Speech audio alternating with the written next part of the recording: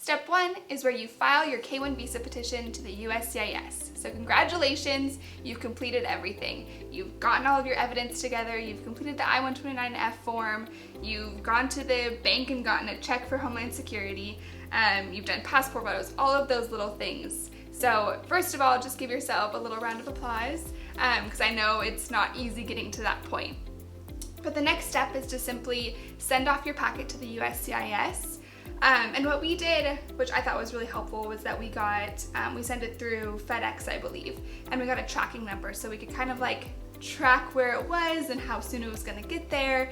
And I would highly suggest that, just knowing when it's been delivered, that it's like in good hands and that it's all taken care of from that point. Yeah, absolutely, because throughout this entire process, what you'll learn is that a lot of the time you're kind of stuck in the middle of not knowing what's going on, not being able to get an answer. So when you start that way with sending it off with FedEx, at least you're in control of that first little part, because everything else after that, you're literally at the mercy of the USCIS. Step 2 is where you receive your Notice of Action 1, also known as the NOA 1. All this really means is that the USCIS has received your petition and they're beginning to process it. Sometimes this can take up to 2 to 3 weeks after sending your petition. And really at this stage, all you have to do is wait. Yeah, if it does go longer than 4 weeks, then you are advised to contact them. But if it's anywhere before 4 weeks or around about a month, just sit tight and wait it out. Yeah. Step 3 is the Notice of Action 2, also known as the NOA 2. For some couples, this is a really exciting time where they find out that they've been approved. For some couples, this is a really discouraging time when they find out that they've been denied. And then for the couples in the middle, they just need a little bit more evidence to back up their case. Usually this process can take up to 5 to 7 months on average. I believe ours was either just under 4 months or 4 months exactly. Just under 4 months. But yeah. Again, this is by a case-to-case basis, so don't judge that by our timeline. Every couple's timeline is different. Yeah, so if it does take closer to 7 months, that's still very, very normal, and there's nothing to be alarmed about. I know that every day I was checking my email or checking the mail, so don't let that feeling of just waiting and waiting and waiting get to you, because it really will be okay, and eventually it will come. You'll get an answer eventually. Yeah. I think the best thing for us, sorry to disturb you, was that we actually totally just forgot about it. It was so far in the process, it was kind of just sitting in the back of our minds, and then one day we received something in the post. So yeah. Try and not get into your head too much about it. Try not spend every single day obsessing about whether you're going to get a response. If you're still within the recommended guidelines in terms of what the timeline is, then just sit back, relax, and wait it out. Yeah, absolutely, because I know for me, for the first couple months, it was like everything I thought about and all of this kind of stuff, but by the 3rd month, I was like, okay, you know what? It could be 5 to 7 months. Why spend every single day waiting for it? And so that at that point is when I kind of forgot about it. And one day I was just wanting to check, and I think that it was that day that we gotten approved or something crazy. Yeah. But so yeah, just don't let that waiting really like boggle you down. It really will be okay. You will get the answer. Maybe not that you want, but you will get an answer. So yeah, just have faith. Step 4 is the NVC phase. The service department that handled your case, which would either be Vermont or California, will forward your case to the State Department, which is the NVC, or the National Visa Center. This happens about 2 weeks after you receive your approval. What will basically happen at this stage is that they will run a background check on your fiancé. If you have any questions at this phase, you would need to contact the National Visa Center directly. Step 5 is the NVC to embassy phase. If your fiancé's security check comes back clean, your approved K-1 visa will now be sent to the Bureau of Consular Affairs. Once it reaches the Bureau of Consular Affairs, it will then be sent to the local embassy where your fiancé lives. This will be done via DHL, and at this step again, you really do nothing. Step 6 is the embassy letter. After receiving your K-1 visa petition, the embassy where your spouse lives will then send them instructions on how to prepare for their medical exam as well as their interview. Keep in mind that the US petitioner does not need to attend the embassy interview, but in most cases they are more than welcome to if they wish. And sometimes this can look in a couple different ways. It can either arrive in a letter or it can arrive in an email. I know for us it arrived, I got an email about it, and I believe that you did too. I also got an email. Yeah. I remember I was pulling. You forwarded me your email. Oh, that's right. I was pulling into Target, any Target lovers out there, and I got an email from this like unknown email address that I'd never seen before. Yeah. And I was like, this looks interesting. So I opened it up and I was like, oh, and this also looks really important. And I remember, I think I called you right away and was like, babe, go check your email. So it doesn't always come in a letter form. But yeah, just a heads up that it can either come in a letter, an email, or any other method. So. Step 7 is when you collect your civil documents for the embassy interview. Now, some of these documents will be required immediately, whereas the rest of them you'll actually need to bring with you when you attend your interview. So the first and most important, obviously, is your original passport. The second is that you need passport photos. Keep in mind that the passport photos need to be US size. So, I don't know, the rest of the world uses the metric system, which is 5 by 5 centimeters, if I remember correctly. I could be wrong, but we'll write that in the description below. Number 3, you'll need a long form or unabridged birth certificate. So the importance here with your birth certificate is that your birth certificate must show your birth parents. Mm-hmm. Another couple things that you may need are a death certificate if you've lost your spouse from a previous marriage. So if that applies to you, then you'll need a death certificate. You'll also need a divorce certificate or a decree saying that you are legally divorced if you have also been married before. Another thing you'll need is a police clearance from the age of 16 onwards. So you can go to your local police station and get that. Yeah, so the police clearance, this for me was the document that I had to wait the longest for. My birth certificate took about 2 weeks, that was very quick. But my police clearance, however, took about 2 months, if I remember correctly. So it's important to actually do these things before you get to this phase. So once you've filed your petition, before you know that you've been approved and all the rest of it, go ahead and start collecting these civil documents. So if you need a police clearance and you know you're going to need it, go to your local police station and obtain that the sooner the better. Yeah. A couple more things that you'll need is more evidence that you are still in an ongoing relationship between the petitioner and the beneficiary. So for him, we just sent some more photos, some more pictures of text messages, phone calls, those kind of things, just to let them know that this is still an ongoing relationship and it hasn't ended, or that it's just still ongoing and you're still in love and you still want to get married. Another important document is the I-134F, which is the affidavit of support. Interestingly, when I went to my interview, I had I think there was a group of 3 of us in the consulate at the same time, and 2 people had forgotten their affidavit of support. And basically, if you get to that phase and you haven't got an affidavit of support, they don't reject your application, but they do hold it and then book you a future appointment for when you do have that document. So remember, an affidavit of support, which is basically showing that your spouse has the financial means to look after you when you do land in the United States. Yeah. 2 more things is that you'll need your DS-160 and your proof of payment. So you can just, if you paid online, you can take a little screenshot, or if you're going to pay when you arrive there, just make sure that you have some kind of proof of payment before you enter in the doors. And you can pay, from my understanding, most embassies do allow you to pay when you arrive there, but it's always safest to do it just before, get the money to clear, and then print the proof of payment. Yeah. Step 8 is to have the medical examination.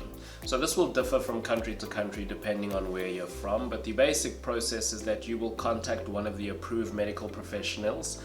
Keep in mind that the United States will only allow you to go to specific doctors in specific countries. So the process for me was pretty simple. Was on day 1 of the medical, I had to do, for example, an x-ray on my chest, I had to do blood and urine samples, and those were sent off to the lab. And then we rescheduled another day where I would receive my results and have questions with the doctor. So once they'd compiled all the information from my urine, blood tests, as well as my x-rays, I then had an appointment with the approved doctor. That appointment was pretty straightforward, really. The doctor asks you about your general medical history, because keep in mind there are certain things that will get you a denial. So for example, if you have a mental illness or severe mental illness and the United States is worried that you'll become a public charge, they may deny your K1 visa on that basis. So this is why this phase is important. So the key thing to remember as well is when you're sitting with a doctor is he will ask you personal questions about past drug use and other such things. Just to answer him honestly, he will then give you a thumbs up or a thumbs down and send the results to the embassy for your interview. So the most important thing to remember about the medical examination is that you need to get it done before you go for your embassy interview. And the reason you want to do this is that it will help your case. It will speed it up. You don't want to get to the interview and then they tell you, we can't give you an answer, or we approve your case pending your medical, only to find out later that there was an issue in your medical. At the very least, if you know going into the interview whether you've passed your medical or not, it's just really helpful. It helps you be more confident when you go into the interview, and I found that it was helpful for me to have it done before my interview. Yeah, and another thing just to note, as with most things in this process, there is a fee for the medical exam, but luckily this fee can be paid in local currency, so make sure to check with that doctor or check with that embassy just to make sure that you know how much that you'll need to pay. Because I know from embassy to embassy it is different, country to country for the medical exam, so it's not just like a flat fee or a flat rate. It does depend on where you are, so make sure to check that before scheduling your medical. Step 9 is the embassy interview. This stage is probably the one stage that most applicants get nervous about, and understandably so.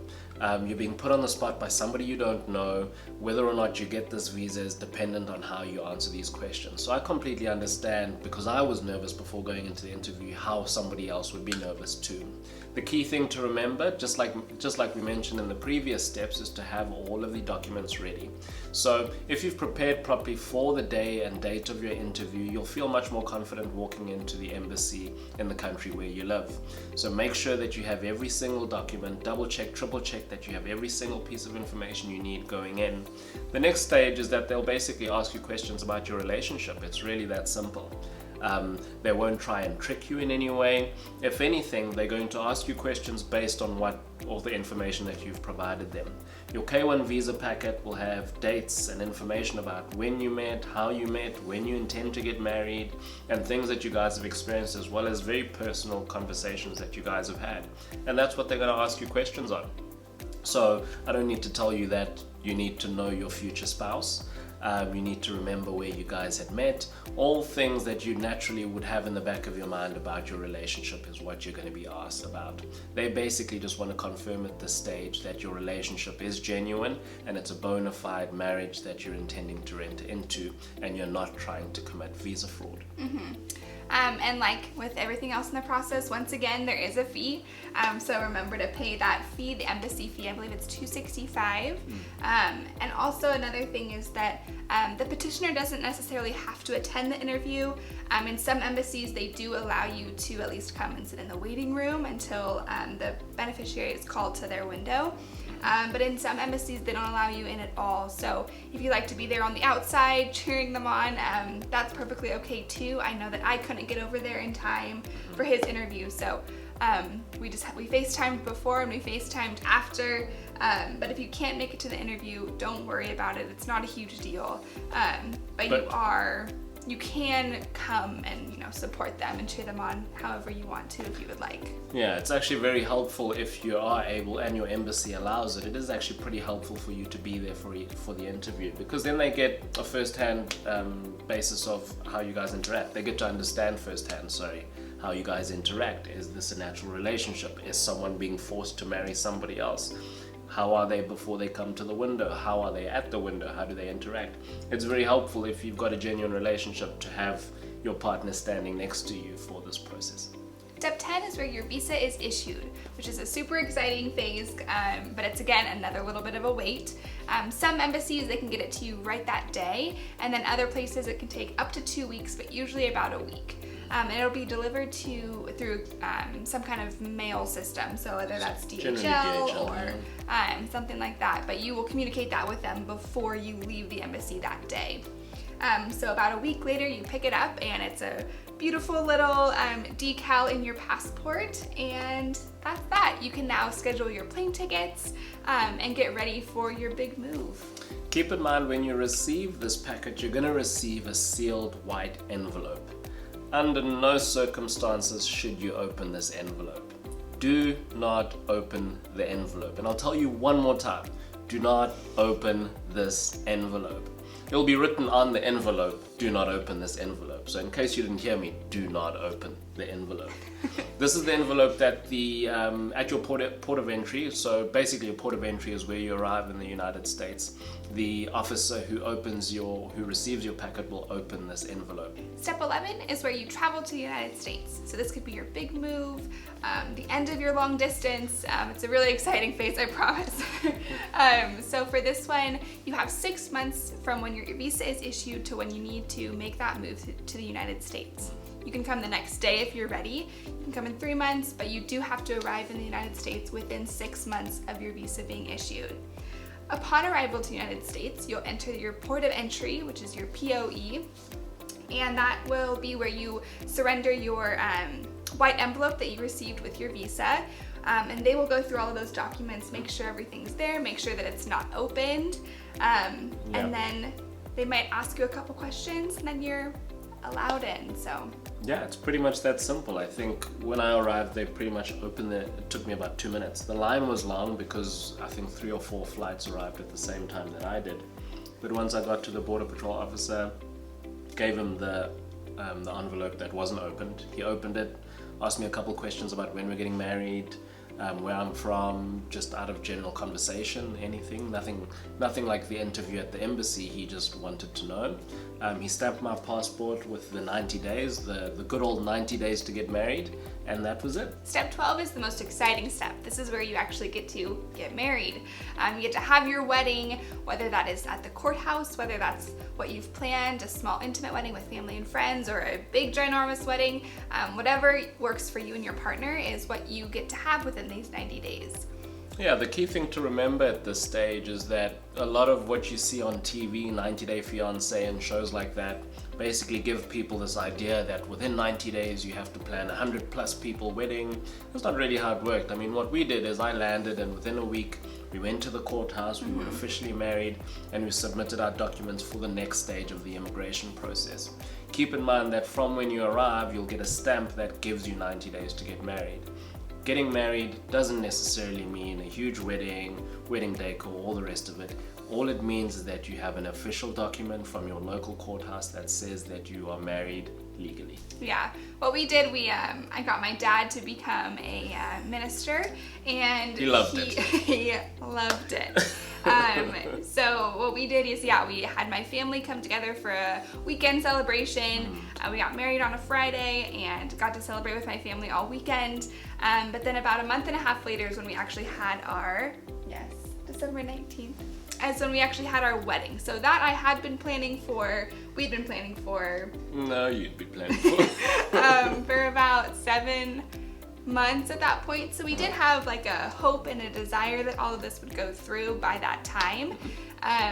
But so we still got to have our wedding and that kind of celebration, but we got to the getting married part pretty quickly. In 90 days, yeah. Really it's a piece of paper at the end of the day. So as long as you're willing to sign that piece of paper within those 90 days, you're good to go.